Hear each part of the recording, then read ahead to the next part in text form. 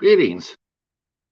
Patrick here from Have Cheetah Will View, and welcome to 8 Questions with a special Monday edition.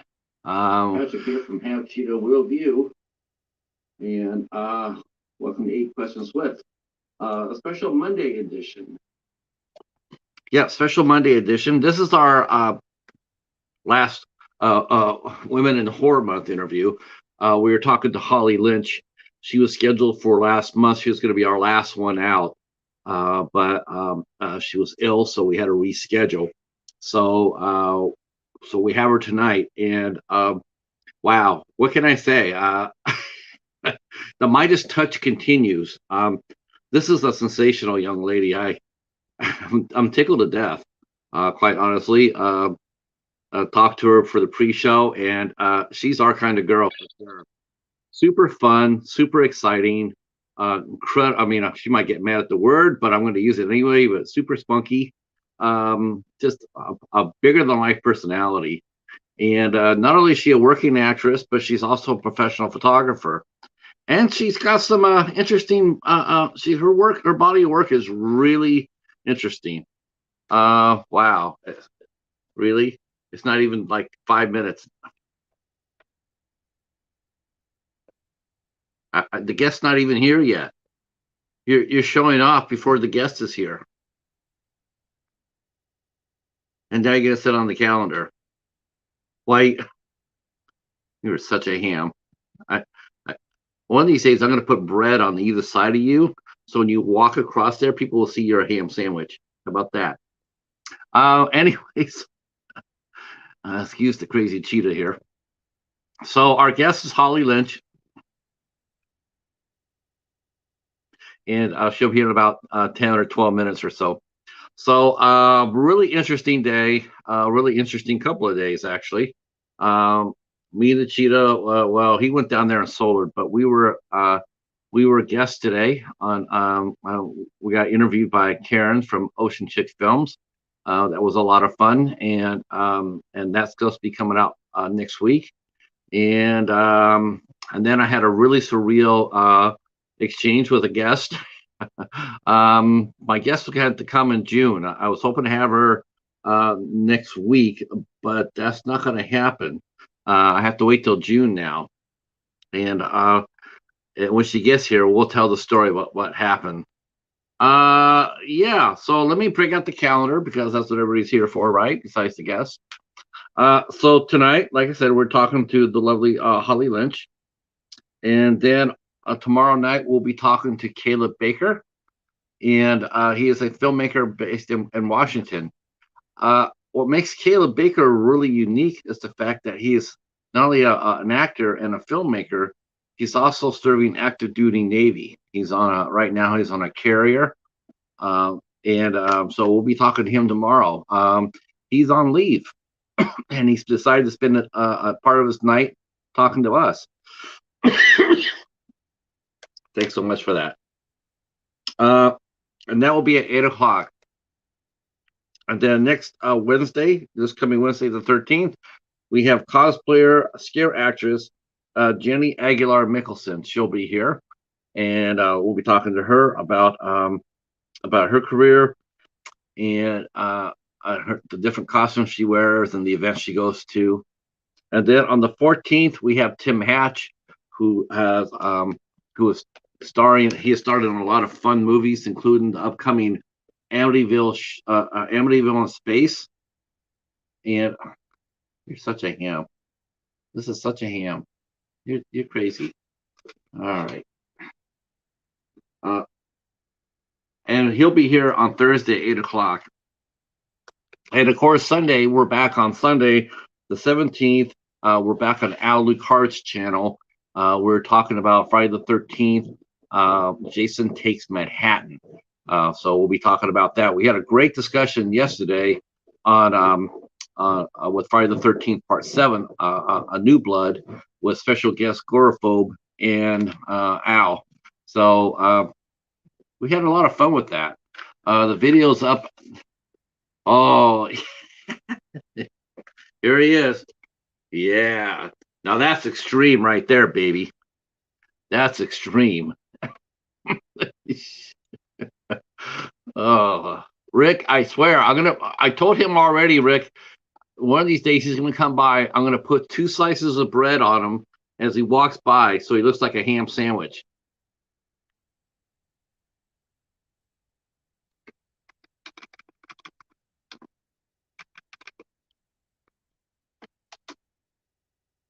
Now, see, I don't think Spuds does this, does he? See, look at his dogs don't do this. Um, yeah, this is a recent thing. So, let's see what else we got coming up here. On next Monday, a week from tonight, we will be having the lovely Jennifer Nagel will be joining us. She is the hostess with the mostest. This Queen of Screams, Malvolia, and she'll be here on next Monday. Uh, like I said, my guest for next Tuesday, Max Wassa, I'm not going to have her next Wednesday. We're going to have to push that back to June. So I might leave that night dark. On the 20th, we have musician Ronnie Cole. And then on the 21st of April, we have Christopher Moore, director Christopher Moore, and actress Meredith Moeller from the new movie Children of Sin will be here. And I will have a special co-host as Hobbs Horror for the Midnight Hour is coming aboard to co-host the show with me. So that'll be a lot of fun.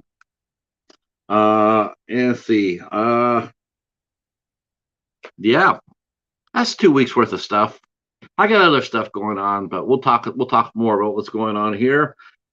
Interesting. I heard this. I heard over the Lethal Collective. They were talking about Terrifier 2, and they were doing some. I guess the producer or the director of the film was commenting that he was hoping to get on a streaming service to release the film, and I just have a little bit of mixed emotions about that. And it's like, yeah, I don't mind a horror film going to streaming, Netflix, that's awesome. But if you're planning on getting to buy a movie from that without a studio or a distributor in place with it, you might not get the movie. You might get it only on streaming. It might be streaming exclusive. And because Netflix does not do home releases. Does not, if they take over the production, if they're paying for it, they don't release it. There's a huge list of movies that have been done, but with studio help, Warner Brothers, Paramount, you name it. You can show it on Netflix, but they're involved with it. A good example would be like Red Notice. Red Notice is 100% Netflix. I don't believe we'll get a home release of that movie. That movie will not be released. There's a lot of their films that have not been released. Just if they do it themselves, it'll be interesting to see if the Texas Chainsaw Massacre movie, the one that just got released, if it'll be home released. Because, for what I understand, Lionsgate had it, and Lionsgate said we're not going to take it. And so they pass it along to Netflix. Now, does that mean that Lionsgate didn't want to distribute it to the theaters? They didn't want to put it out in theater, or did they just sell it to Netflix? If they kept the movie, if they kept distributing rights, then we might see it. But I have not heard a whisper about it being home released.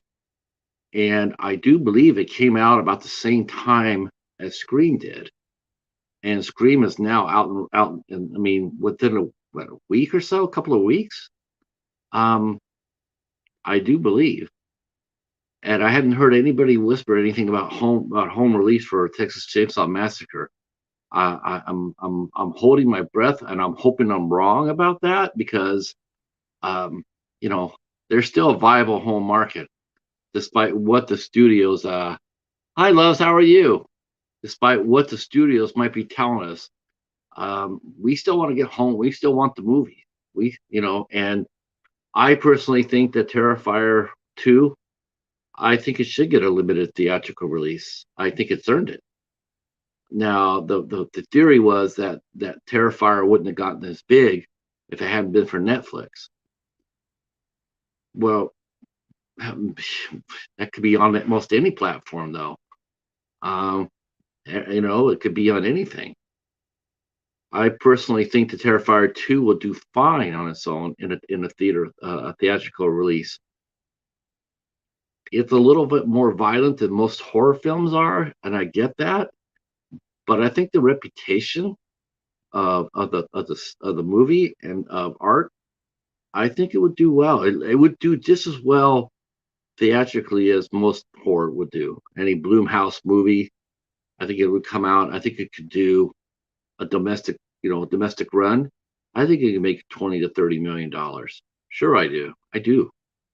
There's a lot of people that really do like Art the Clown, um, and and they remember the movie from the first Netflix. But the first movie also got a home release too. So it isn't just all Netflix that propelled it to bigger heights. It was the fans as well. People wanting to go out there and buy the movie, and that really helped. People want to be able to get the physical copy. Um, you know, let's see. You didn't watch Terrifier because of the hype. I thought it was mainstream. Yeah, you know what? I've been looking for the film. I have been looking for it. I know that, you know, I know he's definitely, it's definitely a fun movie. I hear it's pretty brutal, but you know what? What movie isn't these days? I mean, you know, the Texas Chainsaw Massacre was brutal. I mean,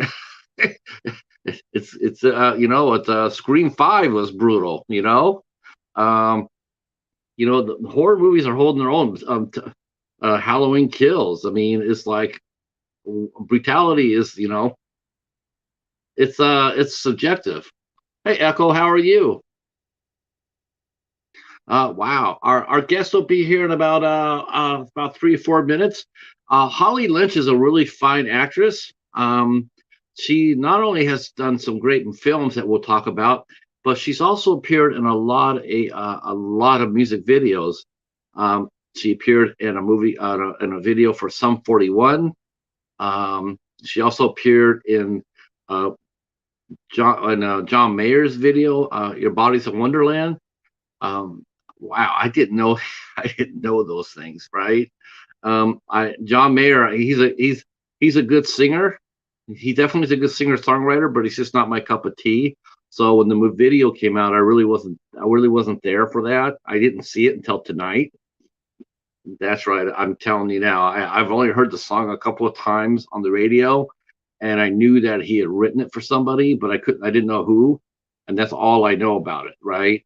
So I got a small education about that, and we'll be talking about that too.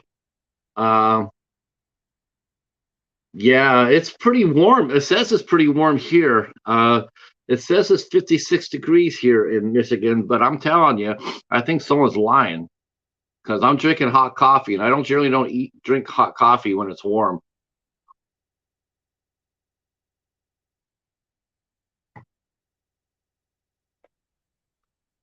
Um, so she's appeared in about half a dozen in about a half a dozen music videos. So, and she's fun. Holy crow! She's a sports fanatic. She loves California. She likes all the California teams. Um, Now, don't hate on her, but she might come in wearing a Dodger hat. So let's be nice to her despite that. I already gave her a little bit of a hard time about wearing a Dodger cap, but she told me she goes to a few games. She's been out to the Dodger Stadium more than a few times. And one of the things about if you're in California, if you're in LA, there's one thing about watching the Dodgers play, and that is a lot of people like to get there around the third inning, right? They like to come in late, so everybody sees who they are as they walk it in. Most of those same people who spent good money on those tickets will turn around and leave by the sixth inning. They'll just go right back up. it's crazy, and it's always been that way ever since I was lived in LA. It's been like that. All right. Ta-da! Hey. Hey. What's happening? So I was just checking out the Sum 41 video. Holy, you're like music famous. Oh, well, to you. I was just like, wow. You know that video's got over 11 million hits on it. Oh, wow. 11 million in one now. Yeah. And I even left a comment too. Oh, why, thank you. Yeah. So and then I watched I never watched it. I was not kidding you about that. I watched the John Mayer video, and I gotta say that he was writing for the wrong person. He should have been writing for you for sure, based on that video. Why, thank you. Very fun. And that one's been seen over 23 million times. Yeah, I mean, it's been about 20 years too, so I would hope so. Now, if you only got like $1 per view, I get nothing, but I got a flat rate. I got $3,000 to shoot that video, and that was it. See, that's not really. It's just like, though. It's just like streaming now, right? Right. You think about it. Back in the old days, in the 50s and 60s, 70s, and probably up to the 80s, all those people got paid their money. Here's the royalties. Here's this. Here's that. Residue checks and whatnot. They don't get squat today off the work because the union has not negotiated that for the second state contract. So all those people that have done all those, when you're watching Andy Griffith or the Brady Bunch or Saint Elsewhere or whatnot, all those actors are getting shit if you watch it on a streaming service. They don't get paid. Cool. It's not cool. It ain't right. It isn't right. It's terrible, actually. No. I don't get that, and I don't understand how that's not negotiated. Well, I couldn't tell you about any of that stuff. It's all the politics and whatnot. I don't know. There's a lot there. There's a lot there. Actors, models, we're owed a lot. Let's put it that way. Yeah, I totally agree with that. I was sitting there. When I first heard that, I was like, wow, I didn't even think about that. I always thought that, hey, if it's being shown somewhere, then you're getting paid somewhere, Right. So, I mean, think about it. I'd be a rich woman if I was getting paid every time somebody watched John Mayer. Yeah, because I don't think, because YouTube was not up running at that time. I don't think so. No. YouTube was after 2000. Yeah. And there you go. And that's the thing. It just wasn't there. It's like back then it was like what? It would be run on MTV and when they actually played videos. Yeah. Well, for all you kids out there, let me explain what MTV was. MTV back in the day, back when the dinosaurs walked the earth, it used to be what do they call it? A music service channel. And they used to play what they used to call videos. Music videos. Well, they know what they are, but they just make them now for YouTube and on streaming, like online. Just they're not on MTV anymore. No. Which is sad. I loved watching MTV. My mom banned me from watching Beavis and Butthead back in the day. So really? MTV was like this forbidden fruit. I love Beavis and Butthead. Me too. I still do. Bring it back.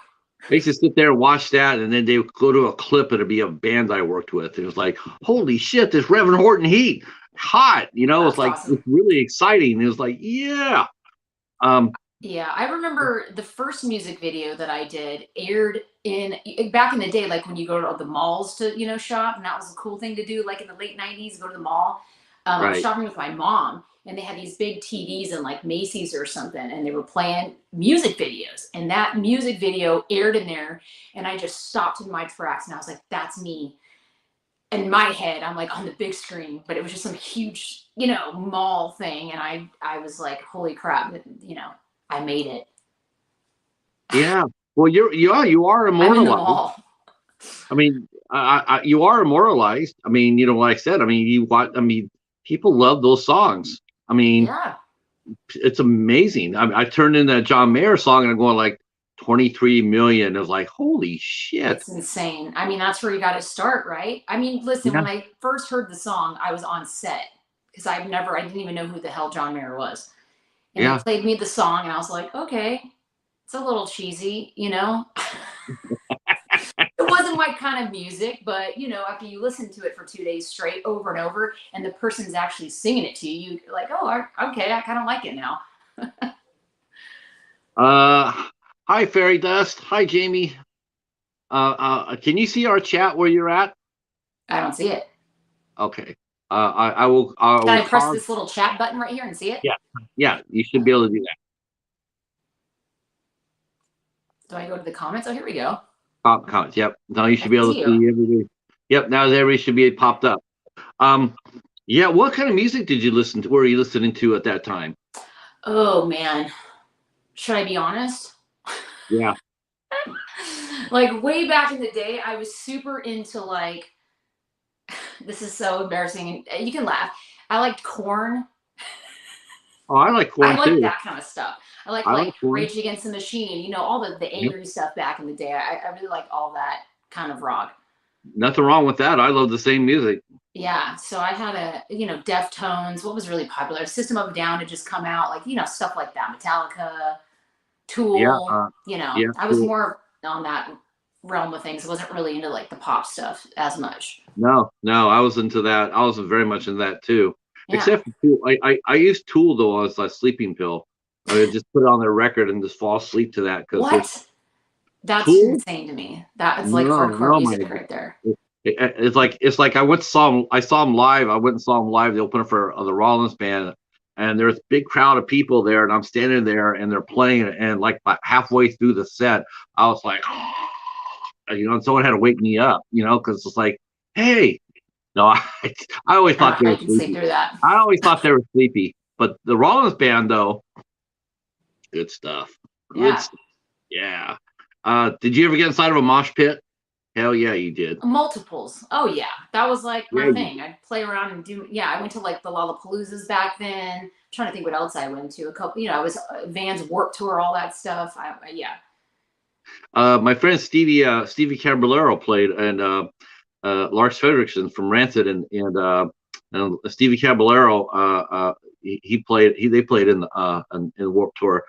No Use for a Name was out there. Green Day.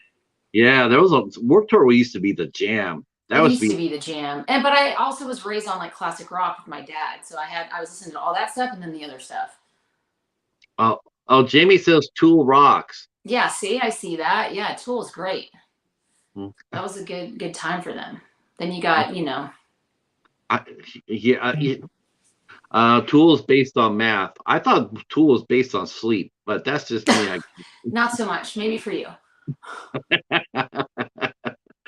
So let's since we're chopping this up for music, and what was your first concert you went to? Oh wow. God, it was probably so long ago I probably don't even remember. Probably like a Vans Warped Tour, I think, where I got to see all of them at once. Okay. I think, but back in the day, that's when they had like the Troubadour, and I used to sneak out and go to all those shows. Yeah. When I was like a little underage. But yeah, I don't know. I can't even remember. I definitely went to Korn and Deftones, and I went to a Tool concert, and System of a Down had just come out, and so I'd seen them, and I think I still even have the little demo tape, when they used to do those back in the day and pass them out on the street, listen to my band. I think I have that, and those 3 songs ended up becoming very like obviously famous for them. Yeah, that's the rule of thumb. It's like every band makes a demo tape and they put their 3 best songs out on it. That's right. You got it done. That's how you get out, and then you listen to those songs for the next 10 years, I guess, because that's what you're trying to push, right?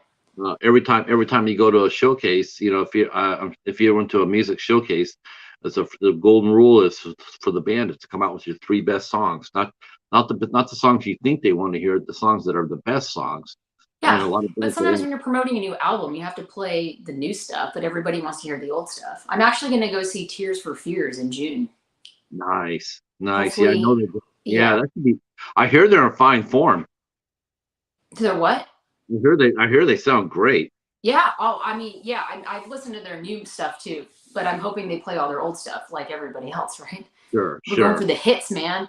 Yeah, we want. Yeah, I tell you, when I knew I was getting old is when I saw a concert tour coming in. It was Smash Mouth. It was a Mark McGrath Superfly. I think it was Oh man, well, I just went to Sugar this Ray. Beach Life Sugar Ray. festival and saw him. It was Sugar Ray. I tell you what, it was Sugar Ray, Everclear, and one other band. And holy cow, did I feel old when they said classic rock tour.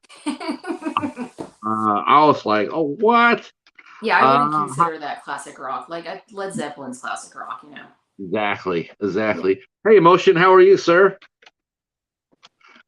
Speaking of singers and songwriters, our friend here, Emotion, he is a singer songwriter himself. He does a lot of soul, a lot of Motown. Oh, Uh, awesome. I like that music too. yeah, me too. Me too. I'm actually going to Jazz Fest next Uh, month. So I'm going to New now, Orleans. are you huge? Are you a huge jazz fan, or do you have reservations about it? I mean, there's a time and a place. Yeah, You I'm know, with it's you. not it's not the I'm with you. everyday thing, but No, I no. do definitely enjoy it. Same thing for me with the blues and jazz. But it was the reason why it wasn't what people think. It's like I always felt like both disciplines were very, very, like the musicians were trapped. Hmm. Like you couldn't experiment outside. You couldn't free flow jazz. If you got in there, a lot of people would get upset. If you did blues without doing Stevie Ray Vaughan, if you came out with something of your own, you get in trouble. The fans wouldn't like it too much. And it was just like, man, I just can't stand that, because it was so creatively imprisoned the artist. I felt really bad for them. It's like, they want to get out there and they want to rip, they want to have fun. But Yeah. oh no, unless you hit it just like this with the jazz hat, top hat, you're not a jazz player. Yeah, I never, I respect that music a lot. I really do. yeah, me too, me I'm looking too. forward to it, but it's Jazz Fest, which I didn't know when I looked at the lineup. Like Nelly's gonna be there, Willie Nelson. It's a whole. There's a lot more people and a lot more different kinds of music than you think. I like that though. I mean, Me because you know too. what? Because Something for everybody. they're basically cracking open the door, saying, the norms that you're expecting is no longer apply to me. You know, I'm going to come out and do what I want to do. I know a lot of country fans were all bent out of shape because country started mixing a little bit of soul into their into the country. Yeah. It's like, oh, what's that? What's that? I guess during the awards show, they're the a duet with the Dixie Chicks and on I want to say Beyonce, but I could be wrong. But they went up there and they did a duet together, and there's people getting up and leaving, and it's What? like, yeah, Like at a people, Dodger game, sixth inning, like getting up and leaving? yeah, they're actually getting up and leaving, and it was just like, why are you doing that? This is beautiful. This is top notch. You can't hear Garth all the time. Maybe they don't like the Dixie Chicks. Didn't they have I some scandal? Maybe it's because of that. can't. I love the Chicks, and Yeah. here's a true story for the Chicks. So I got their first record, and I loved it, right? So I'm working at the club I'm at, and I tell my boss this, I'm gonna make a run at this. What? He says, I'm gonna make a run at the Dixie Chicks. He goes, who the hell is that? And I said, he says, you'll hear them. You'll hear them. So I'm making an offer for it. He says, okay, well, you better not lose me money. So I make a tiny ass offer, and I send it to him, and their agent's like, oh, he calls me up and says, oh, this is awesome. Here's our date. Send me the contract. So I do all this, right? Get all the groundwork, put tickets on sale and everything, and then like 2 weeks later, I get a call for the agent saying, like, I'm really horribly sorry, but they got offered the opening spot on Clay Walker, who was a big star at the time. They got the opening slot with Clay Walker. And so they had to. They says, "We'll try to circle back and give you another, reschedule the date." And I told the guy there, I told his agent, I says, "No, you won't." He says, "No, I will." I says, "No, you don't understand. They're not coming back to a place like this after this tour.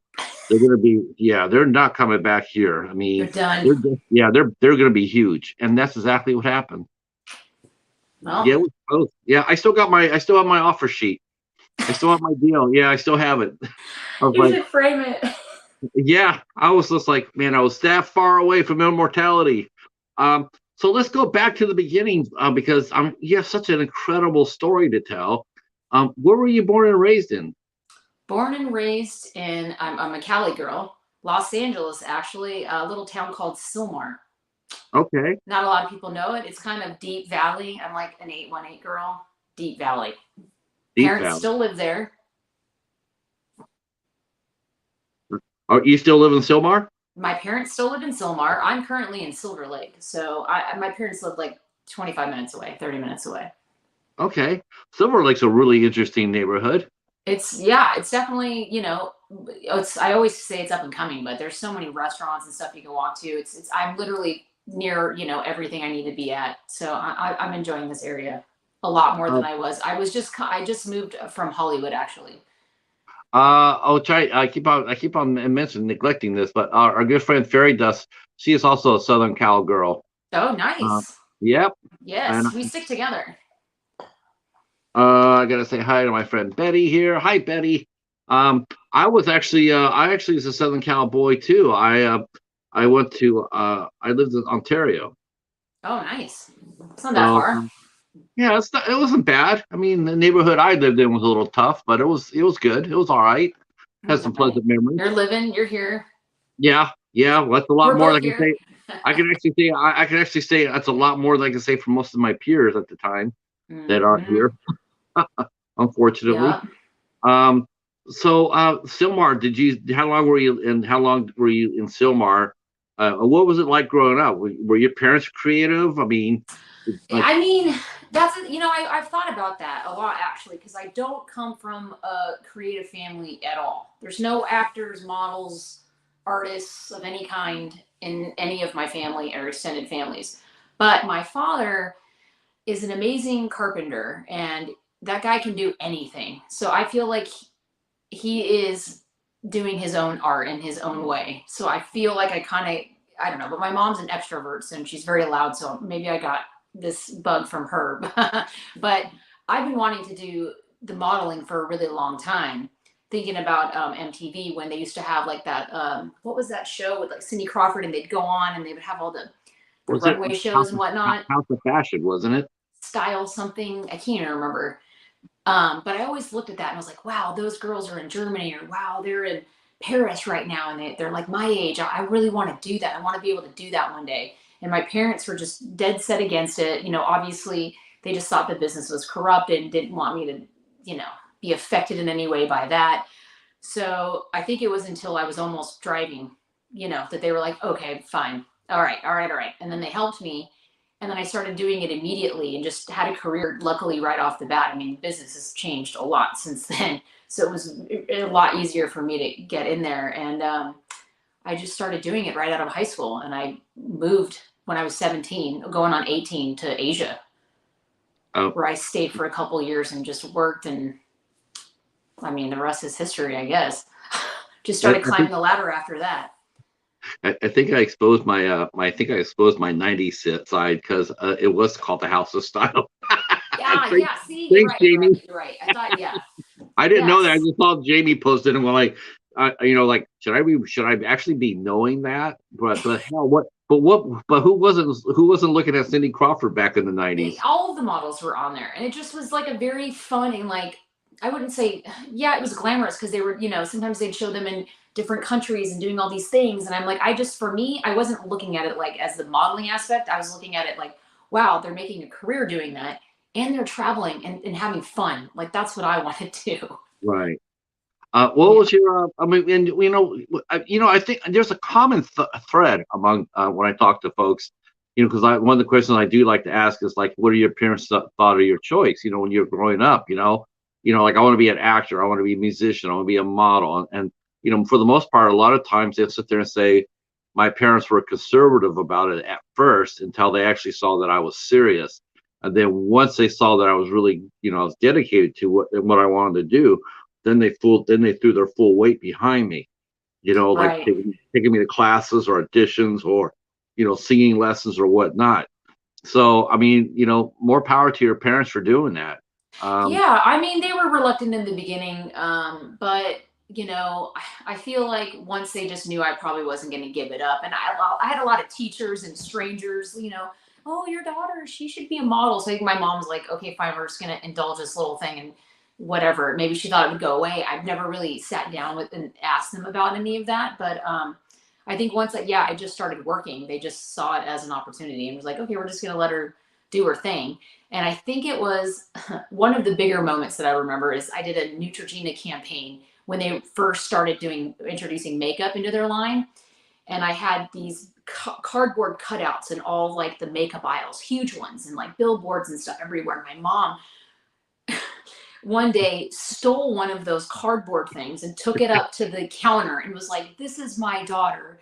Look at oh, her. Can I have these?" And I'm like, "Oh wow, my mom's like really proud of me." That's when I knew that like they were okay with it and they were proud. They weren't the kind of telling me, "Hey, we're so proud of you, what you do." They just, they were more of an actions and would say little things to their friends, and I'd be like, "Oh wow, they're proud of me." right. I bet Yeah. they were pretty amazed when your mom walked up there and said, "This is my daughter," and Yeah. I and mean, they're I was going, embarrassed. I was mortified. And I'm like, Mom, you cannot steal this from the aisle. This is advertising. They let her take it and I still have it to this day, "Oh, which how is really sweet is funny. that? That is cute." Yeah. That's I think like anything that I was in a store, like if I was in a poster or like a cutout, there's one of Skechers. It's like not life size, but it's pretty big. And she says, "I'm going to give you my number. And when you get rid of this, don't throw it away. Can you just call me?" And they did. And I have these things still. wow. Well, good for you. Yeah.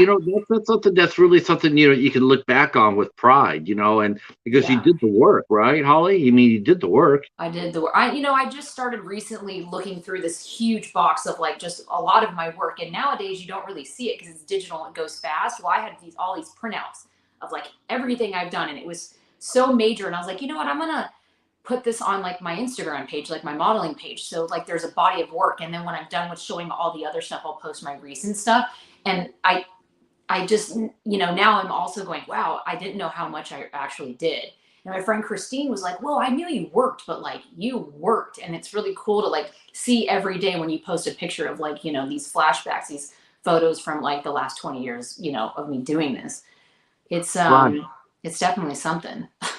What was it like actually on there? I mean, did you run across any? Because back then, people were a little bit pervy. Did you ever experience that? With photographers being a little bit out of line, or Yeah, you know what? That reminds me also. It's like my mom had a photo shoot when she was 18, and the guy was sort of rough and like was a little weird with her. And I think that experience led her to not want me to do that.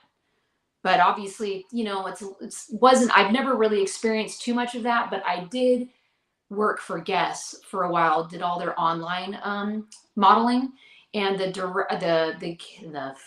my photographer asked me out, and I was like, I don't know. I mean, I was single and whatever. I went on a date with this guy, and then he asked me out again, and he was kind of like pushy with trying to kiss me, and I was like, you know what, that I had a great time, but I just don't think this is going to go anywhere, and I never got hired again with that photographer or with Guess ever again. So it's stuff like that. I learned right? my lesson early on. Well, I just hate that. It I, was, I yeah, hate. it was pretty crappy. And nowadays you can speak out on those kinds of things. Back then Mm, you have no voice whatsoever. So I just like mm. let it go completely. And I was like, oh wow, it was my fault. In your head you're like, maybe I should just kissed him, or was I too mean to him? I was actually very nice to him and was very honest with him and didn't want to lead him on. Just said this isn't gonna go anywhere, and obviously No, I got fired over it, but why should you have to be pushed to past your boundaries and comfort level at all? And then have now you can sue his ass, right. I but mean, there when the Me Too movement happened, there was definitely someone very big that did something to me. No sexual involved things like that, but like a forced kiss happened, and I was waiting for that person to be outed, and he was outed much later, and nothing happened to him. But that was another thing as well. Just what are you gonna do? well, his name probably when people heard his name, he might, maybe nothing happened to him initially, but believe me, people's reputations can, when they find people get found out who they are and what they're doing. Sometimes, public justice is just as much as legal justice. They can, Yeah, of they can, course. I mean, like if he told me who he was and I happened to meet him, it wouldn't be beneath me to sit there and say, I know who you are, you son of a bitch, and more This importantly, I know dude's what. like in his 70s, I think, at this point. No, But you know what? If he's old enough to do something like that, he's old enough to take a slap across the noggin. you're damn So, right. yeah. So, um, I mean, there's a lot of sinister stuff out there, but I've been fortunate that I've never really been put in any tough or awkward situations. I've never been asked to like, hey, can you take off your shirt now on this shoot? Like I had an agent from the beginning of my career, big agents. I've always been repped and I've never been, forced in these crazy situations at all. Although they are doing a documentary on Abercrombie and Finch, which, all of those big catalogs that used to come out every year and they were the biggest thing. And then they right. got that like not NC or whatever it's called, like the rating where they had to sell them then, and then they had to wrap them in cellophane and sell them to 18-year-olds after that because it was like half naked people in all their ads. So I, at a young age, got to go and shoot with Bruce Weber and was on an Abercrombie and Fitch shoot for a week in Philadelphia, and I definitely saw a lot of craziness go down, Mm. like not good stuff. Yeah, a lot of drug abuse. Yeah, actually, one of the main guys from there 2 years later died of a heroin overdose. But Bruce Weber, he's kind of like a Kevin Spacey a little bit. He likes the boys. So Right. I was friends with a couple of the guys that were asked to like go into his room, and they were like, "Oh, I heard it's your birthday. Have a glass of wine." And we're like 20 years old. Yeah. So I can't wait to see that documentary. Uh, I mean, like I said, I mentioned about the how did you balance your schoolwork with your modeling career? Because you were just coming out of high school when you started, or were you? Yeah, in a nutshell with that, I mean, I finished, but my last year of school, I was homeschooled because I was bullied for being a model from all the cool kids at my private school. And I was In so other words, sick of it that I didn't want to go my last year. And my mom says, "Well, you only have a couple credits, so we'll just finish you at homeschool." And I was like, "Great." So I just stayed at home, hit the books, did my last little bit of school, and then graduated 6 months before everybody else, and then took off to Asia. So they're all in school while I'm sitting there, going to auditions and working. did you work in Japan? I did. I did about, I would say almost 4 years abroad, Uh-huh. everywhere. I was in Tokyo, I did Singapore, Taipei, China, Hong Kong, did the Wow. whole rounds out there. Yeah, I talked to another an actress who started out as a model too, Polly Shannon, and Polly mentioned she started working in Japan too. Yeah, that's She, just the way to go. Back then it was an easy market for, they like the white, pretty American natural girls, I guess you want to call us.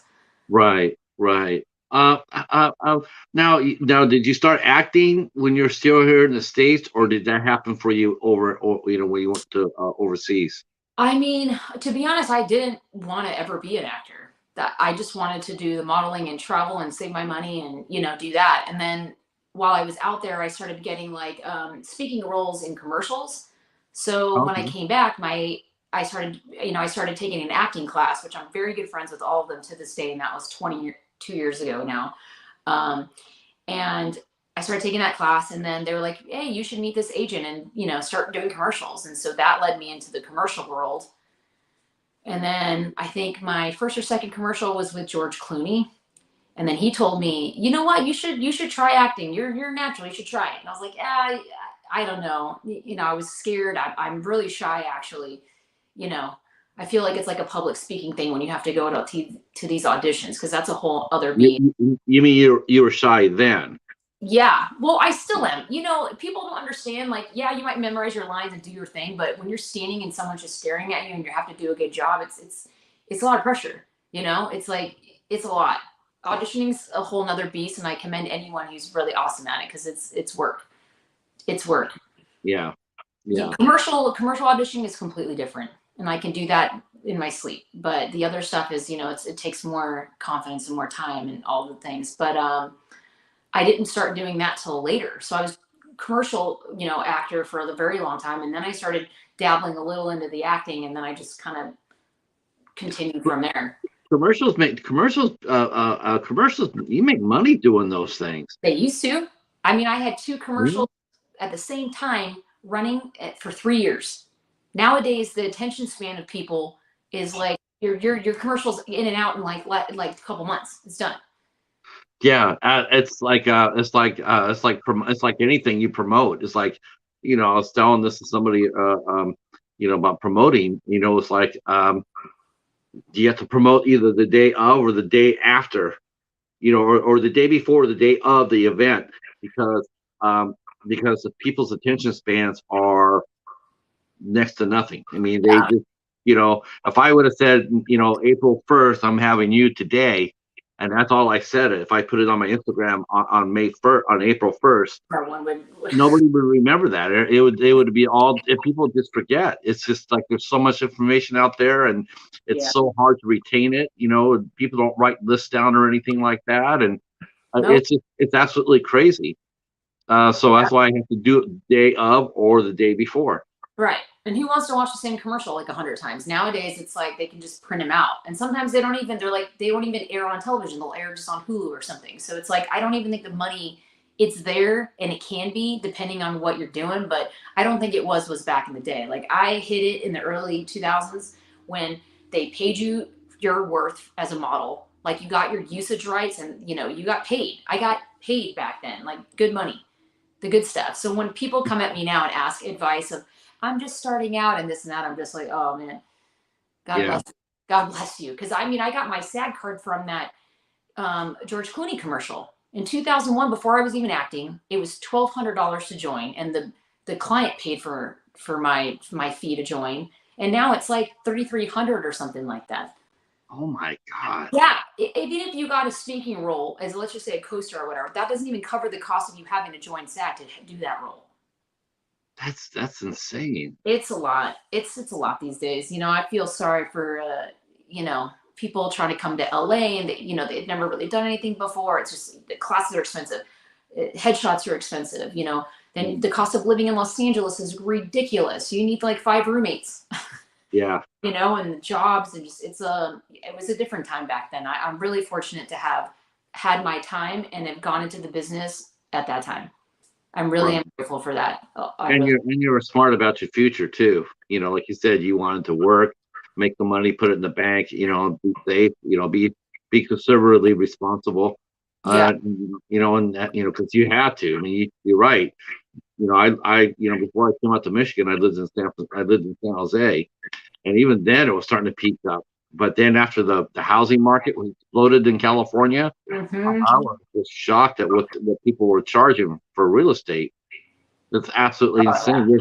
They're selling little shacks that look like they've been burned down, and yet they're selling the lots that the house is on for $1 million for the lot. That's like, LA right now. I've got a friend that's been searching for, I don't know, I feel like it's been like 6 months. He's been looking for a 1-bedroom, and it's ridiculous what you get for like $2,300. Like, I don't know how anyone can come out here and survive and live on an artist's lifestyle. It's just not ever going to happen. No. How do I mean, do you I mean, you have some friends who are that, because you work as a professional photographer, as not only as well as a working actor.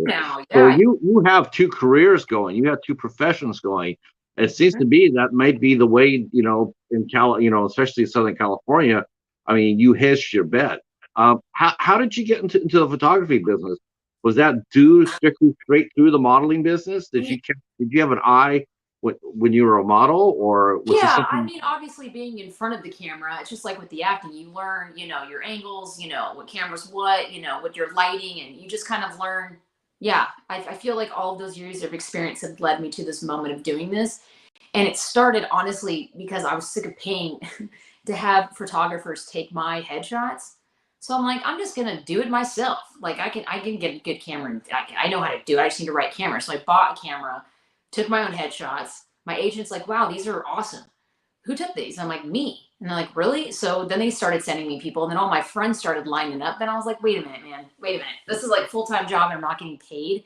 So when it got slow work-wise, I just decided to pivot a little bit and go, maybe I should kind of start focusing on this a little bit. 'Cause it's fun, it's creative. You still get to work with actors and be creative in that field. So I just started doing it, making it a business, and I turned it into the business. And now I'm doing, yeah, like you said, both, which is great. And I also feel like I'm on the educational side of things as well, because not only am I taking people's photos, a lot of these people are, just starting out or been in it or like looking to pivot. So, I get to give them advice. I get to talk to them, help them out. I've even got some of my clients signed with agencies, and now they're working and blowing up. So like, I feel like it's an all encompass.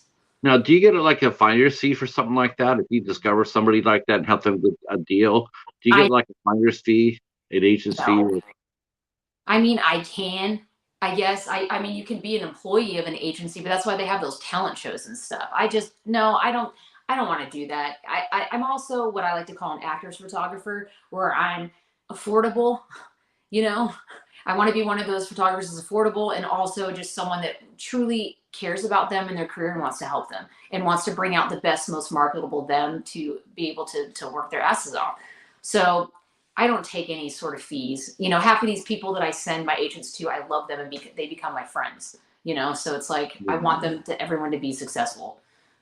Now, Now, when you started doing the music video, was that between the modeling and between you picking up the camera, photographer? Oh yeah, I didn't pick up the photography until, I don't know. I feel like it's been like maybe 7 years. Okay. So not even that long ago. I mean, I did my first music video. I was 18 years old, and now I'm aging myself. It's like we're not telling nobody. I'm sure they can do the math, and I'm sure on IMDb my age is there. But yeah, that first music video was 98. So I started the modeling. They would also send you out because they were looking for models. They weren't looking for actors. That's the funny thing.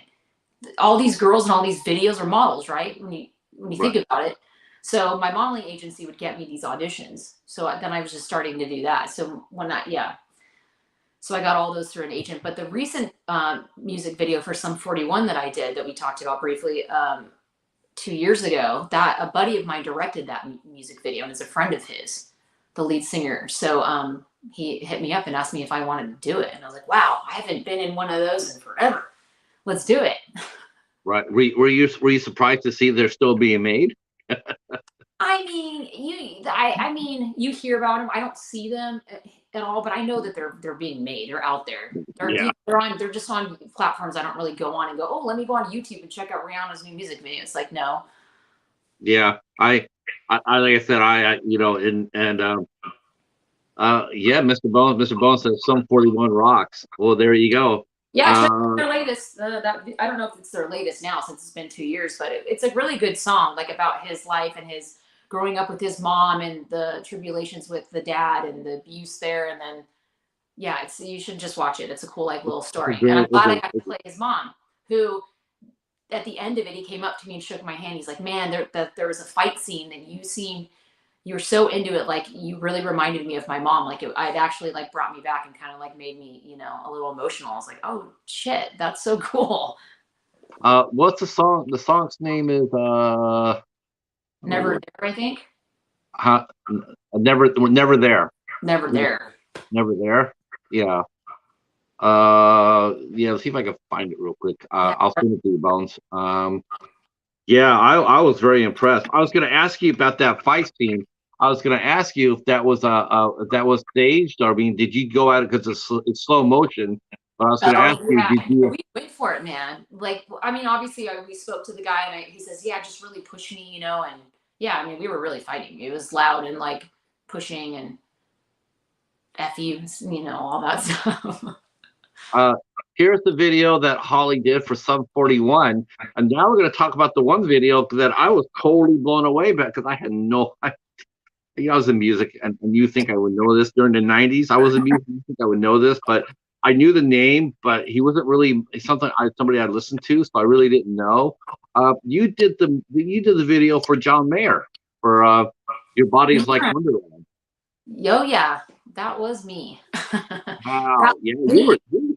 damn. I mean, I'm like, John, I mean, you writing a song for somebody else, and you have like right there, like, dude, open your eyes. You were really pretty in that. Oh, thanks. I feel like I was probably 21 in that, maybe early 20s. I beat out a lot of girls, which was really cool. I almost left the audition because we had to show up in jeans and a white tank top. They're like, everyone, this is what they want you to wear for the audition. And I get there, and I've never seen this many women wearing the same thing in one place. There was like 50 girls there, and I'm like, oh, this is gonna take forever. And it's some music video. Like, I just wanted to leave. And Right. leaving, the casting director ran into me, and he's like, "Hey, where you going? You're staying in audition for this, right?" And I said, "Yeah, maybe." And he goes, "Listen, there's a lot of water in this town, but there's not a lot of oil, and oil rises to the top. So you got to stay." And I was like, "That's the nicest thing that anyone's ever said. All right, I'm gonna stay." Bless his soul, he passed away a long time ago, but I always remember him saying that, and that's what got me to stay. I was like, all right, maybe he thinks I might get this. I'm gonna stay then. Okay. So So yeah. now, did you have to stand in with against John Mayer while he looked, while you guys did a scene together, or did I you just that would have been cool. No, I think he was in New York at that time, but I mean, like any audition, they narrow it down a lot.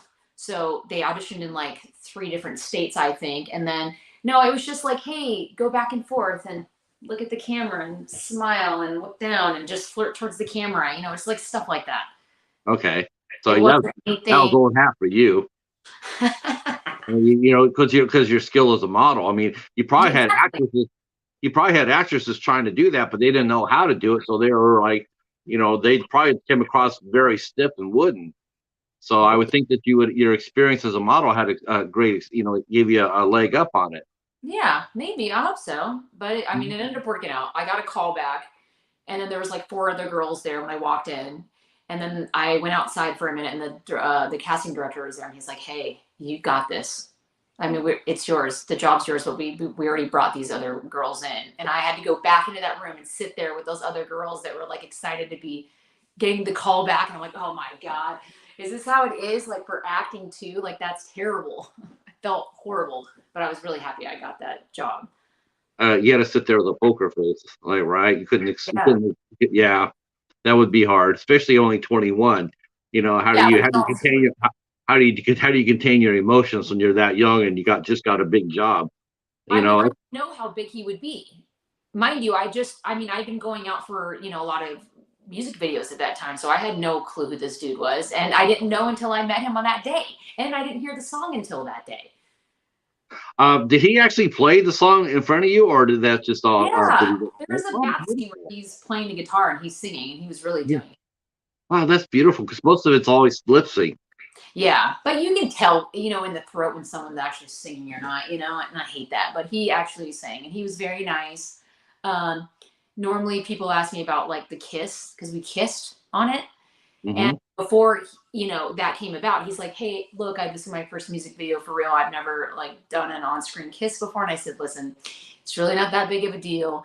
There's no tongue involved or anything like that. It just, you can kind of move your lips around so it kind of looks like we're making out, but we're not." And I know that they were like panning out and doing like this fade thing. So I'm like, it's not even going to be a big deal. And I said, "But I'm comfortable, I'm not an actor, but like I've done this before, so I'm fine with this." And he's like, "Oh, okay." And then cameras roll, tongues in my mouth. Oh yeah, I would love to talk to him about this. I hope we can converse one day about this. It'd be really funny. But He was probably, he probably, there's half of them, Holly, you got to think about this. There's probably half of them that like, he probably heard what she said, but he was just as scared as you were, so probably right, went right over his head because he is a guy. And then when he, I'm sure that when he did it, I'm sure he really didn't know what he was doing. I'm yeah, sure he was so possibly cool. Bill, and it's your. I mean, whatever. And listen, I think he was 24 at the time. If Yeah.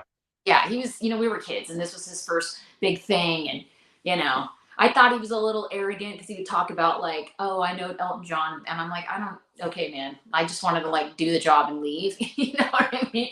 But I saw him. God, how many years later? Let's just say 10 years later. I ran into him at a restaurant, and he goes, "Holly, he remembered me. Holly Lynch, he's like, I was in like 3 different commercials that were airing at that time. He's like, oh, I saw you in this and that commercial. And I go, what?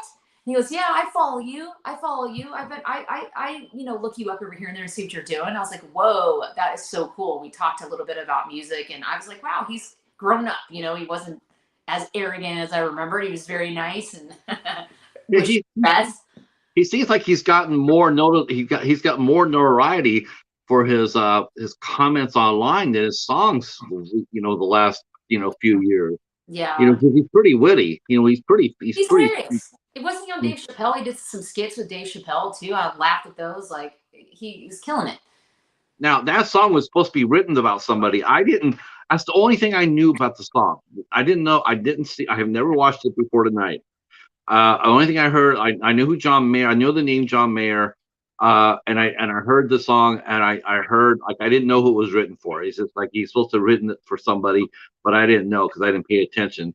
Yeah. And then, so who was that song written for? Do you know? I think, well, at the time he was dating Jennifer Love Hewitt, which I did not know. So I think it might have been about her. Or it was written before that, and it just happened to be a song that he wrote a long time ago, and he wanted to, that was a hit. I have no idea, but the rumor was that he was writing it about her. Yeah. Okay. I've seen her. I've seen her before. She looks like she's actually. She's gotten older. She's like, back then she looked like she sort of looked like an elf. Oh man, you're being harsh. She did. She looked like she reminded me of a damn elf. It's something I would expect to see. Like Liv Tyler played in Lord of the Rings. Oh. You could have put Jennifer Love Hewitt there. She would have been perfect without the makeup. Yeah, she's cute, man. And isn't she on that 911 show now? I guess I don't watch it. Yeah, I think so. I've actually watched her in a few of her movies. She's actually a pretty good actress. She's actually gotten better as she's gotten older. She really has. She's a mom, and she's doing her thing. Yeah, still out there working. Good for her. I just didn't know. I didn't know that. Like that's how it was or who it was for. She has a bubble gum. Okay. I don't know. Now you were telling me while you were on the set. You want to share what happened to you on this? Yeah. On oh God. I know VH1 was doing their pop-up thing, and they also called me to ask me about this because it actually happened. So the casting director was there, and he was shooting behind the scene clips, for his own work, I guess. And then John was also kind of shooting some stuff with his music video.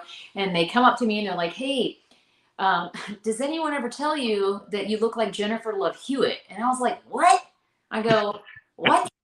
No, are you serious? You see, I look like her," and I know it came across really rude and just like not attractive. At the time, I looked way more like Jennifer Gardner, so I was like, I was expecting that response, And so as I was going, "Are you guys serious? You say you really think I look like her?" And the casting director's behind John, like going, and I was like, "What the hell?" So I just stopped talking about it, and then later I was like, "What was it?" And he's like, "Dude, that's his girlfriend." Jennifer Love Hewitt. I go, oh my God, you're joking. You're joking. And I was like, oh my God, I feel like such an asshole. And then the next day we shot 2 days for that music video. And I'm sitting there and I'm like, oh my God, I haven't seen John yet. I wonder if he really doesn't like me because I said that, if he's going to bring it up to me. And he didn't say anything. He gave me a big hug and we laughed it out. We had a great day. But it was really embarrassing that I did that. Star-Lord Smith, he says, has anybody ever told you that you resembled Daisy Ridley? No. You know who she is, right? I'll take that as a compliment. No, I've never gotten that before. I've gotten Rachel McAdams. I've gotten Neve Campbell once when I had darker hair. Jennifer Garner is your personality is definitely Jennifer Garner. Yeah, I got it the other day at the grocery store again, and I looked into them. I couldn't believe it. I'm like, wow, I haven't gotten that in like 10 years. I adore Jennifer Garner, right? I just, it always flabbergasts me whenever I see her get cast in a serious role. It's just like, I'm just like, yeah, don't you remember her though? And like Alias and Electra, like she was killing it. Yeah, she did. I like those movies, but she's got the cutest laugh and she's got the best smile in Hollywood. So now she's doing, yeah. And when you have kids too, you start doing those other type of roles too, But I love her, man. I love Electra. Rom-com. She's good in rom-coms. I'd like to see her do those. Me exactly. Thank you. See, I have Alias. I have the whole series. I Yeah. have Alias and I have the Electra. And Yeah. but when I think of Jennifer Garner, I think of 13 going on 30. You And know this, what? I did some stand-in work for that. oh really? Yeah, because back then is when we really looked alike. Like, and that's when I started acting. I'm like, man, I need to play her sister. Like, people need to see us and like go, oh, they should be in the same show or same film. Never happened. I have run into her at a couple spots because I live in LA, so I do see her out occasionally, Right, but right. we're cross paths. And I don't think I look as much like her as like I did back then. But Now, well, I don't. I think the only thing you probably are missing are the dimples. yeah, She's got those. That's about it. But otherwise, yeah, I'm looking at you now, and it's like, oh yeah, you can definitely pass for her sister still very easily. Let's talk a little bit about some movies. let's do it. Before we'll talk more movies and photography because like I said, I'm blown away by your eye. I mean, because you really do have your skill set's very impressive. Thank you. Photography is not easy at all. Even with the digital cameras, I think a lot of people think, well, yeah, I get a digital camera, I can take a perfect picture anywhere. Right. Well, you and I have both probably seen our fair share of bad headshots. That will tell you that's not necessarily true. Yeah, well, everyone sees the world differently, and headshots is different than taking someone's portrait or like going out and doing some fun shoot on the street. If someone's running, there's so many different types of photography. You might be good at something I'm not good at, but all the camera stuff, you're right, is very technical. When I got my camera, I was like, wait, I don't know how to use this because I got a nice camera. I don't know how to use this thing. Like, it was bad. I was like, some of my images were out of focus when I first started. Dark. I'm like, I don't know how to change this. But it's just, growing process. I'm still learning. There's still things I'm not good at when it comes to photography, but just keep going, keep shooting, right? Right. We have a story here. Jamie mentions that people at the San Diego Zoo mistook her for Jenna Fisher. She does look like Jenna Fisher. I was wearing my Dunder Mifflin T-shirt. They kept on pointing and yelling, "The Office." Yeah. Man, no one ever gone that crazy for me looking like somebody else. That would have been fun. I would have just rolled with it. I think I've gotten a couple of Jabba the Hutts a couple of times, but that's about it. That's amazing, Jamie. I would have been. You should have went with it. You should have rolled with it and said, "Why, yeah, I am Jenna Fisher." Would you like a photo of me? That's what I would have said. Mm-hmm. Here, let me autograph some stuff for you. And you can sign Jenna Fisher. Okay, so you did the audition for George Clooney. Yeah. What was the first time that you thought, well, okay, instead of walking backwards into the roles, when did you start thinking about, you know what, I want to do this. I want to take a crack at this for real, this acting thing for real. God, I don't even know if I had one of those moments. And I'm being honest with you. I feel like I just, my commercial agency was also a theatrical agent. And I think they were like, hey, would you like to start just going out? And I was in an acting class. I was taking the acting class in the beginning for commercials. And then I got really into it. All the people, I feel like a couple of them are watching right now, but we all got super into it. And I was like, yeah, maybe I should start trying. And I remember, I think it was like my third audition. I got scared shitless by a casting director. It was one of those nightmare stories where she was super mean and just you're scared to go in the room and you can hear everyone going in and she's yelling at them. And I'm like, oh my God, I'm so scared. Thank God that this audition was me being scared, like terrified. Like I see a person fall from a building and I'm like, thank God, because I used that because I was really feeling it in there. And then I was like, man, this was fun. And then I did that first job and I was like, maybe I should just continue and start doing this. I just liked doing it. I thought it was fun. And then the class made me feel a little more confident that maybe I could do it because I never really thought I could be an actor or, that was never really a part of the plan. But then it kind of just became part of the plan because I think that's just where you go. The next was just, okay, now you should be doing this because you're already doing all these commercials and that's technically acting. In a different form, but you should. Yeah, I mean, commercials. Some commercials they can actually consider short films, because they have a beginning, they have a middle, they have an end. I mean, not every commercial, but a lot of commercials. Yeah, there's a little short story, and it's intense. It's a little intense, a little workout. Okay, we want you to be shocked or awed by this, or be super happy you got a better insurance rate, or but you still got to go there. You got to go inside there to bring that up to project it. Yeah, all the things. Yeah. So I mean, even if you are selling something per se, but you still got to act like it's the best thing since sliced bread. Right. And like I said, project it. So now I'm sitting here, I'm watching it, and I'm believing it. And next thing you know, I'm gonna be calling. Let's go check our insurance. Let's go over and check out the company that I saw on TV. So definitely. Now I'm looking here. You did your first role. It says here. I know database isn't always reliable, but it says here that you appeared on CSS Miami for your first. That is the one where the guy fell, and I'm like coming out of my house and I see this guy fall, and I'm screaming, and I'm like, oh God, that was my first real audition. I mean, I did a couple shorts that aren't on. There's a lot of things I did that aren't on IMDb, but I did a couple shorts before then to get my feet wet, and then that was like my first real on set gig. Now, did you get a chance to act against David Kane? Or Horatio? What's that guy's name? David Caruso. Yes. David Kane. I'll be honest with you. Horatio Kane is a badass.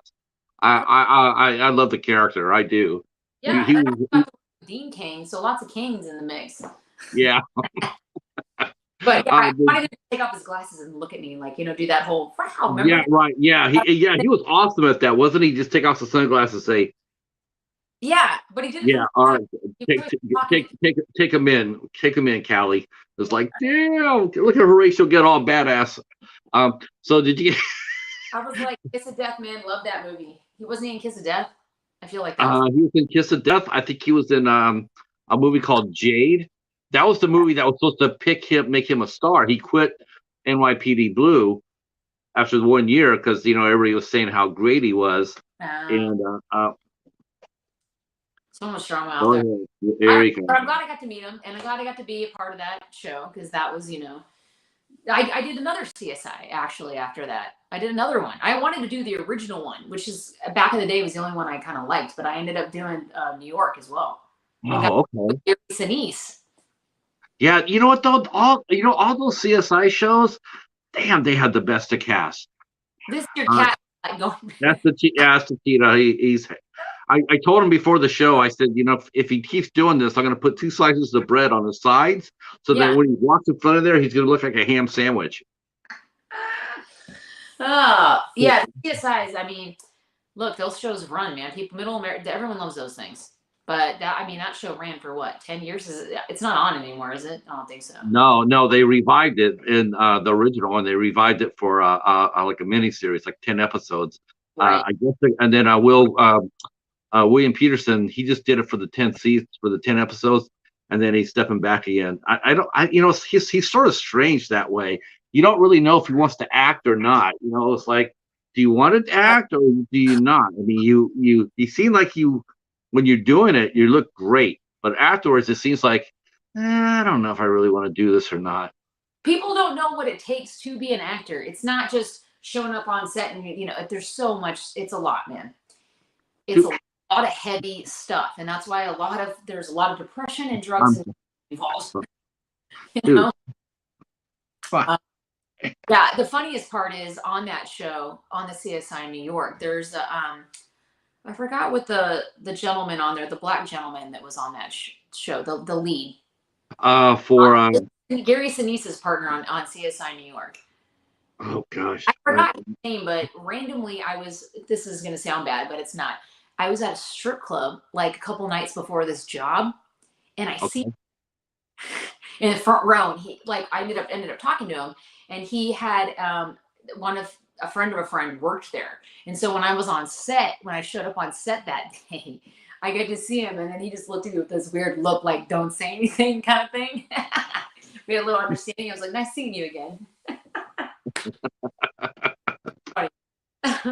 He must have had a lot of fun on set. You were probably a lot of fun on set. People probably Did you find people gravitated around you, Holly?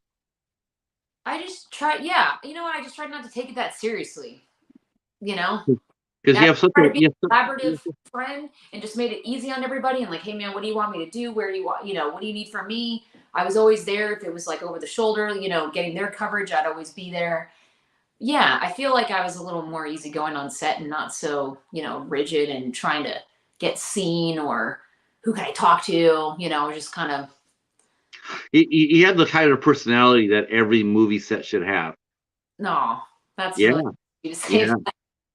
yeah. I mean, you make everything really seem a lot of fun. You know. That's what it should be, right? Being on set and being able Yeah, to I mean, serious. Like when it's you're acting, you're doing a job, but it doesn't have to be it doesn't have to be a surgery. It can be a little bit of fun, and I can see that in your personality, and I definitely think you would be a hell of a lot of fun to be on a set with. And I can see I can see everybody rotating around you. You had that personality, that vibrancy. oh, Very, very cool. Very cool. you're awesome. Thank you. Um, I'm looking at now. We're looking at I'm going. Oh, you were in Cold Case too. Now, Oh yeah, another one. Yeah, that yeah. one was a blast because those were the like the throwbacks. So I got to be like a debutante in '69, and I had like a mugshot and everything. Like I got a DUI and had to have a fake like black and white mugshot. It was fun. That was a really good one. Yeah, I keep waiting for that to get released. If they can't release it because the music, ironically, the music rights is so Convo. convoluted. Yeah, they I just had to it's edit. such a it's a they just can't get it all straightened out. It's never been released for home.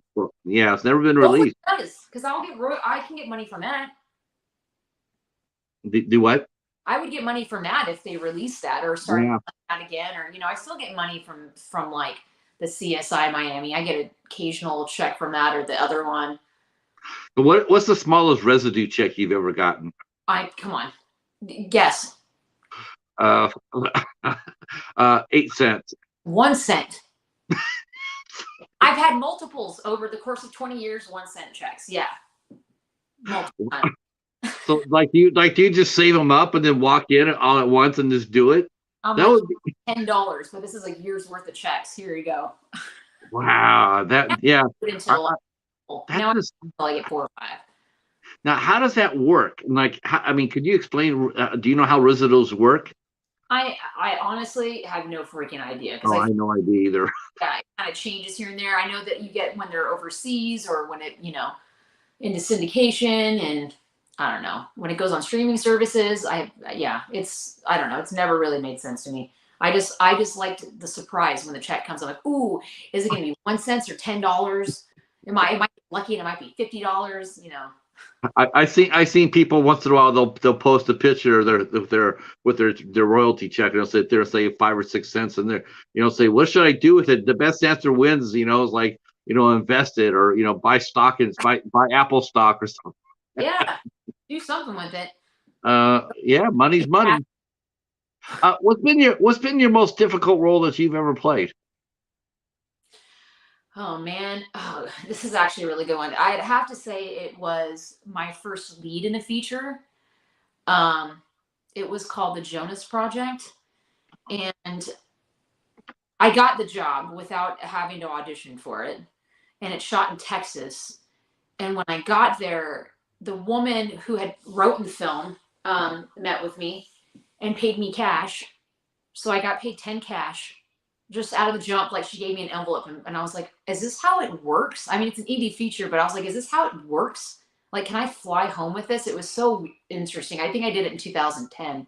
And then I started to ask her about the role, how do you see this role and what the dynamic between the dad, and she's just like, you know what, just be you. I just want you to be you. I saw your picture and I just want you to be you and just do the thing. I'm like, that's not, because this role is definitely not me. So I can't be me in this. I was hoping for some guidance. So for me, that was a little difficult. And this was like my first, heavy lifting acting wise, like, that this is on my shoulders and I did work with Dean Cain. I think William Catt was in that one. forgot who else was there. A couple big hitters in that one, but that was it was difficult to like. I was scared. I was How'd scared. you like working? How'd you like working against Dean Cain? Dude, that guy's awesome. Yeah, I love that guy. yeah. I think he's great. He's I, just one of the guys. He's just in all those Lifetime movies now. I like that guy. He's really sweet. He was very wanting to rewrite scenes with people, and he was always around and available. And I really like that as an actor because sometimes when you get those people, they do it for a paycheck. They don't know their lines, which by the way that happened to me multiple times. But that was he knew his lines and did his thing and was very awesome to work with. yeah. It's sort of I happen to like him too as an actor. I think he's just I watch stuff that he does. I enjoy watching his work.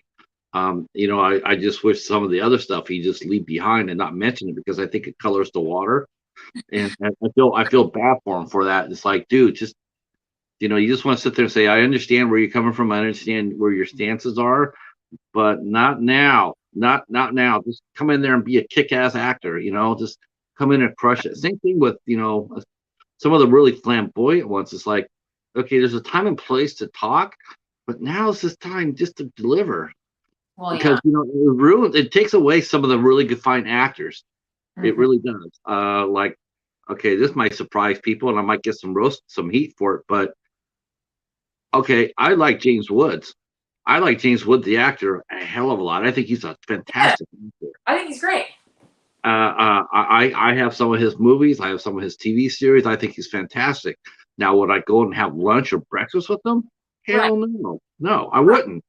But as far as an actor goes, that guy can bring it.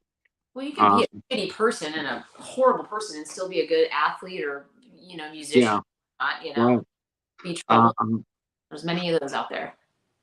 So that was your first lead role. That must have been really nerve-wracking, especially coming up there and getting. Do you think the lady was all there, or? Yeah, but she first feature. This is her first dabble into it. She just didn't know how to speak to me. I mean, the director really helped me get there and say, "Hey, man, do it like this." And I just played it as real as I could without trying to do too much to it because she was just telling me to be myself, which is like it was a lot.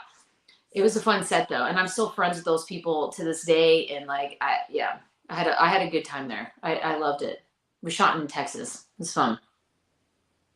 No, I do have some work of yours. I can tell you right now, looking at this, I do have some work of yours because I have the Drop Dead Diva. Yep, I own that series, and that's right, I own it. Good show. Wow. It's a good show. That was a fun one, man. I was living in Atlanta doing a different show at the time, and I booked that role there, playing like a very interesting. I was a lesbian in that one, adopting a kid, I think. That was my. I did. I watched that. I watched that series, and I thought it was a very, very charming. I really liked everybody involved in it. The field stuff, man. I like that stuff. Me too. Yeah. I know. I remember Necessary Roughness. I have a couple of seasons of that. Yeah. I was on the last season on that one. Yeah. So I mean, yeah, I was like, okay, but I want to talk about some of your horror films. Now, you said you've done how many horror films so far that you've done? I feel like I've done 3. Corbin Nash, Deprivation, and then the other one was called In Between. Okay. Yeah. Corbin Nash seems pretty interesting. You got to check that out. Corey Feldman as a cross-dressing vampire was pretty entertaining. Like, he killed that role. I would love to see him in his own movie playing that character. What was he like working with on set? I mean, he's Corey Feldman. he's that's a two-headed coin there, Holly. Yeah, he's just an eccentric guy, man. He's really nice though. He shows up on time. He does his job. Like, I thought he was a great guy. Fun, right. Very sweet, very nice. Easy to work with. Cool. Now, did people go on the set call him Feld Dog? He wanted to be called his name on set. Oh, I'm so glad you brought that up. So Malcolm McDowell's on set. He was in the movie, and Corey's name, I think, was Queenie. That was like his character name. He's like, call me Queenie. He's like, your fucking name is Corey Feldman. It's not Queenie. Oh my God. I could not stop laughing. Like that was really funny. But he wanted to be a little methody when he was like in his thing, but Malcolm was not having it. He's like, dude, your name is Corey and I'm not calling you that. Yeah, you're not going to mess around with Malcolm McDowell. That's for sure. Mm-mm. No, And thank you. Rutger Hauer's in the movie as well, and he passed away. Yeah. I hate him before, that happened. He's a cool dude. Yeah. Now, has there been any role that you've done? Oh, I have a question for you. Our good friend Two Boys and Their Pops mentioned he asked you, what are the challenges today with acting that may not have been there, say, 20 years ago? Oh, Oh, streaming service is one thing. yeah, I mean, I think the market in itself is completely oversaturated. Like everyone wants to act now, like there's more space for it, and people and now are more creative, and people are, hey, back in the day, you kind of get a job to make money and provide yourself. Right now, people are like, I don't care, I'll be a starving artist. I'm going to follow my dreams. So I think that's great, but it's also there's way more competition now than there was when I first started. And I love this. There's so much more diversity now, but it's also hard, being my age and also being white and trying to work. Because sometimes you might lose a job at a commercial, like, oh, we just need, a woman of color here, or we need this there. So I think there's that challenge as well. Especially from what I've been dealing with. But yeah, it's just the market's being oversaturated. They're just looking for more talent. Like they're also looking for people that can sing. Hey, when I was trying to find an agent a while ago, they're like, can you sing? Can you dance? Can you play an instrument? And I was like, can I just act? Like, can I just do that? What other talents do you have? So I feel like now they're looking for multiple people. The worst is that they're looking for people with a ton of followers on social media, which I could give. Yeah. We touched upon that a few times on this show. Yeah. You know what? It makes sense. I tell, and this is one of the things. This is one of the things. The reason why I really do think I got a lot of my interviews is there are a lot of people who realize this, and whereas before they would never think about going in front of on somebody on YouTube in front of 15, 20 people and given a time and an hour and a half of their time, they would sit there and say, what am I doing that for? And for what purpose? But the fact of the matter is today, it's smart. You're doing it because now, like I tell people all the time, I go like, you're doing the show. After the show, it gets replayed. The numbers that you see during the show doesn't reflect the true number because the way our YouTube is, it's like it may look like there's only like 150 people who watched it, but it's probably more like 600 or 400 because they don't count the views if you're not signed into YouTube. But rest assured, this is being looked at. And the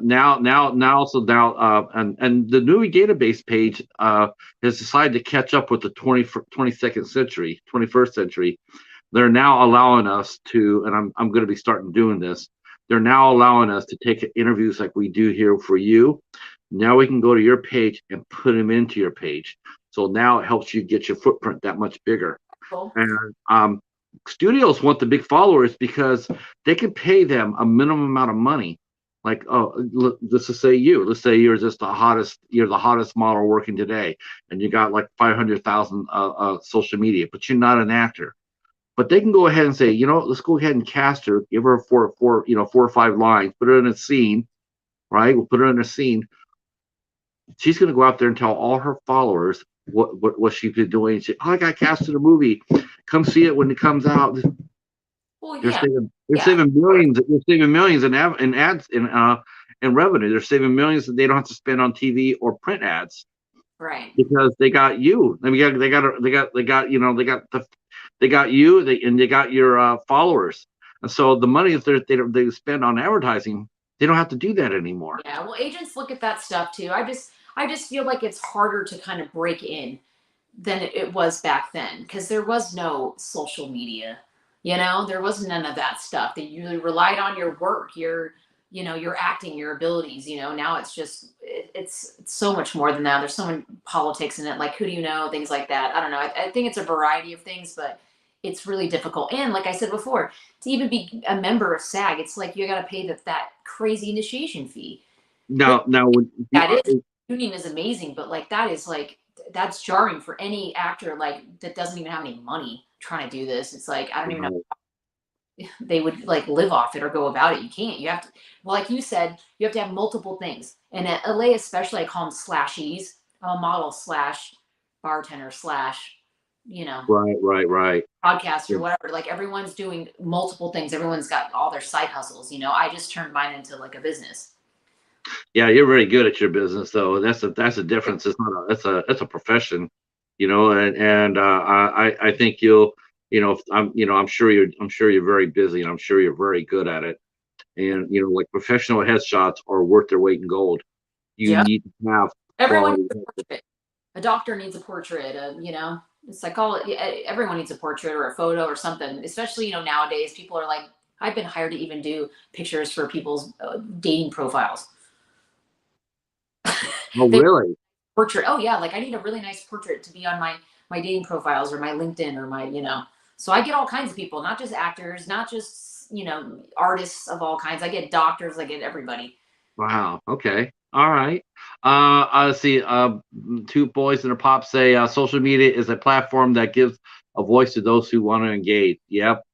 Yeah. And social media has made the middleman extinct. I believe that too. That's actually pretty true. Yeah. Yeah. Yeah.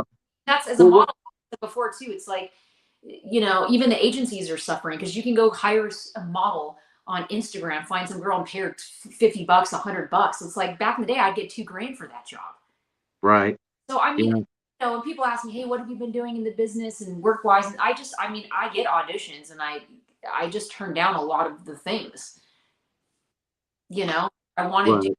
quality things and I also want to get paid my worth. I don't want to do a job where the usage is like in perpetuity. I won't sell myself out like that. I headshots. I'd rather do something where I have control and I'm getting paid my worth. So I don't know. Okay, so I love this part of the show here because this blows me away.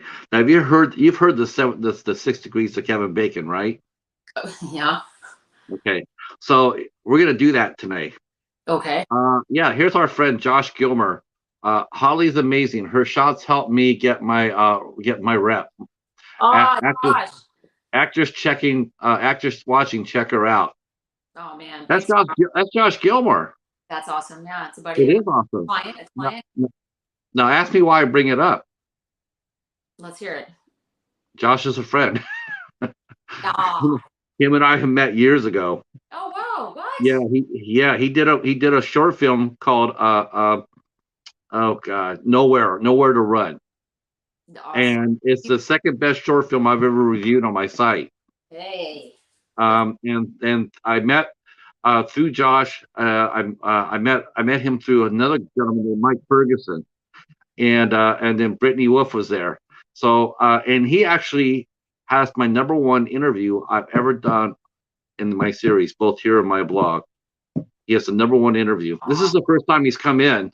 We were going to do one. We were going to do one before, but our signals got crossed. So I need to go back there and actually reschedule him. Yeah, but Josh is a quality human being. I mean, when I saw him comment on the, I'm sorry. Go ahead. No, I took his pictures a couple years ago.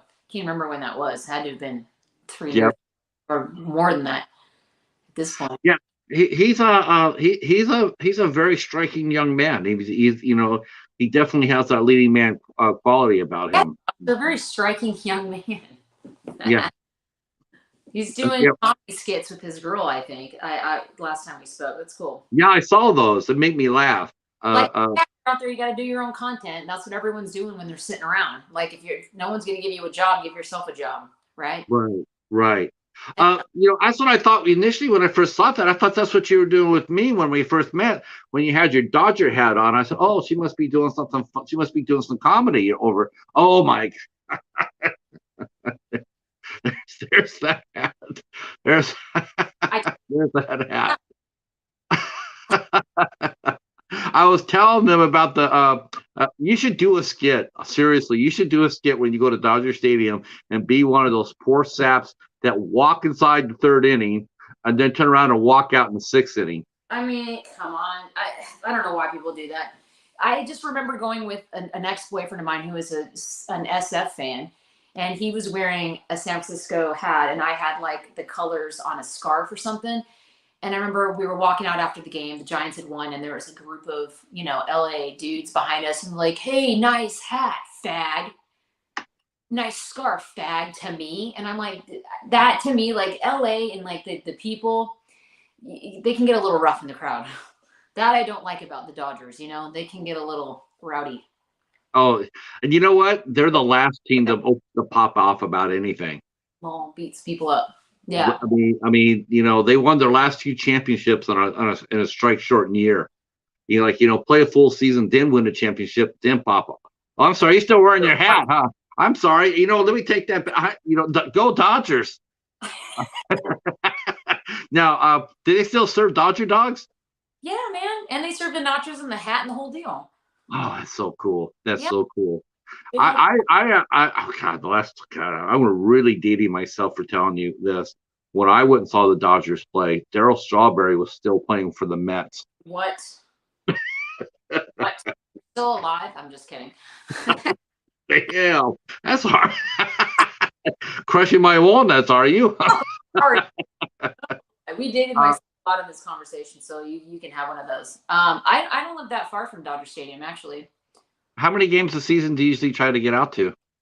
I mean, my boyfriend loves the games. He's a Padres fan because he's from San Diego, but we go a lot, and we have people come over here. We get a big screen in the backyard, and we'll have some popcorn and grill some stuff up and watch the games. It's fun. So, yeah, me and my buddy, my buddy Will, him and I were talking. We kept on wishing Manny, God, I can't even. Yeah, Manny. I can't even. I can't even remember his last name. All I know is I did not want him on the Yankees, and I said the Mets need to take him, and he says, "No way, I don't want him. The Yankee guys can have him." And he's just no. He's my least favorite player. All right. So what do you got coming up next? Yeah. I mean, obviously quarantine kind of killed a lot of the biz out here.